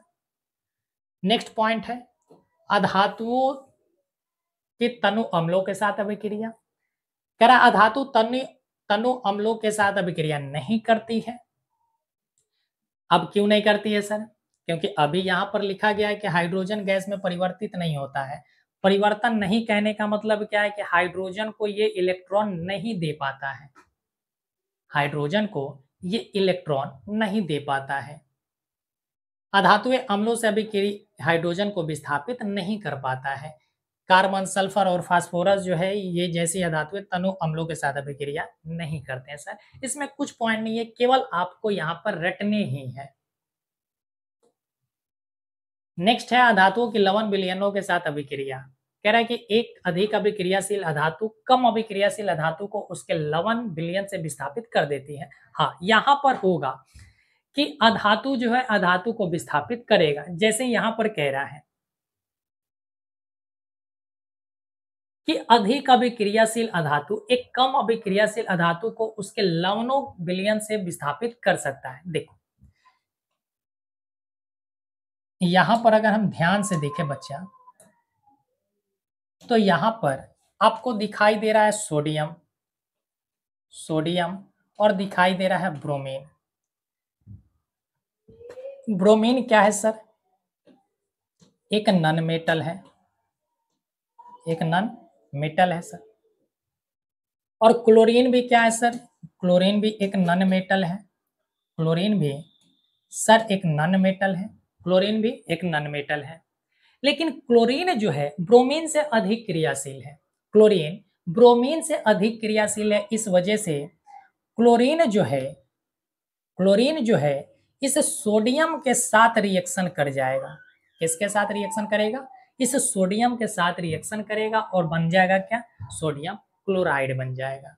तो यही कह रहा है, ठीक है, कि अधिक अभिक्रियाशील अधातु जो है कम अभिक्रियाशील धातु को हटा देगा, विस्थापित कर देगा और लवण का निर्माण कर देगा। चलो सर, अगला पॉइंट कहता है कि क्लोरीन के साथ अधातुओं की प्रतिक्रिया। अधातुएं क्लोरीन के साथ अभिक्रिया करके ससंयोजक क्लोराइड बनाती है, जो अविद्युत अपघट्य होते हैं, यानी कि जो विद्युत का संचालन नहीं कर सकता है। अधातु क्लोराइड आमतौर पर द्रव या गैस की अवस्था में होती है। नेक्स्ट पॉइंट है हाइड्रोजन के साथ अधातुओं की प्रतिक्रिया। कह धातुएं हाइड्रोजन के साथ अभिक्रिया करके ससंयोजक हाइड्राइड बनाता है।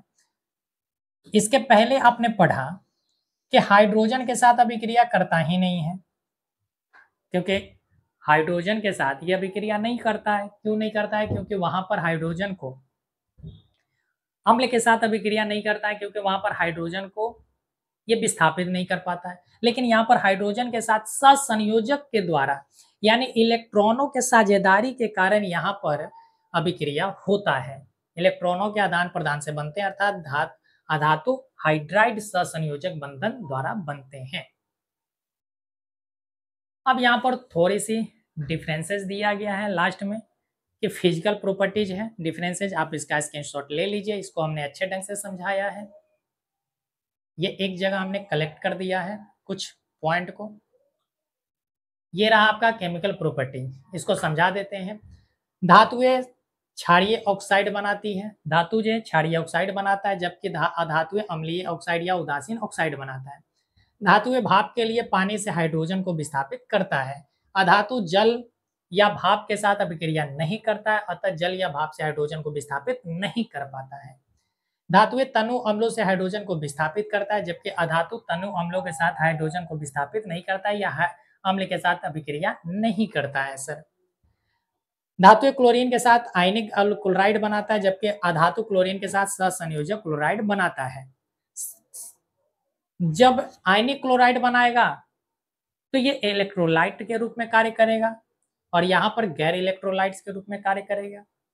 धातुएं आमतौर पर हाइड्रोजन के साथ संयोजित नहीं होता है, केवल कुछ अभिक्रियाशील धातुएं हाइड्रोजन के साथ अभिक्रिया करते हैं और आयनिक धातु हाइड्राइड बनाते हैं।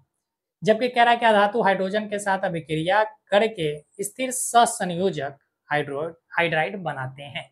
तो ये था हमारा डिफरेंसेज इन केमिकल प्रॉपर्टीज, यानी रासायनिक गुणों में क्या क्या अंतर थे, इन दोनों के बीच हमने यहाँ पर लिख कर लाया। चलिए बच्चे, तो होपफुली कि आपको आज का लेक्चर पसंद आया होगा, आपको पूरी की पूरी क्लास अच्छे ढंग से समझ में आ गए होंगे। फिर भी आपको किसी भी प्रकार का डाउट रह जाता है तो आप कमेंट बॉक्स में अपने डाउट को छोड़ दीजिएगा, आपके डाउट को क्लियर करने का प्रयास किया जाएगा या प्रयास करेंगे ही बच्चे, ठीक है।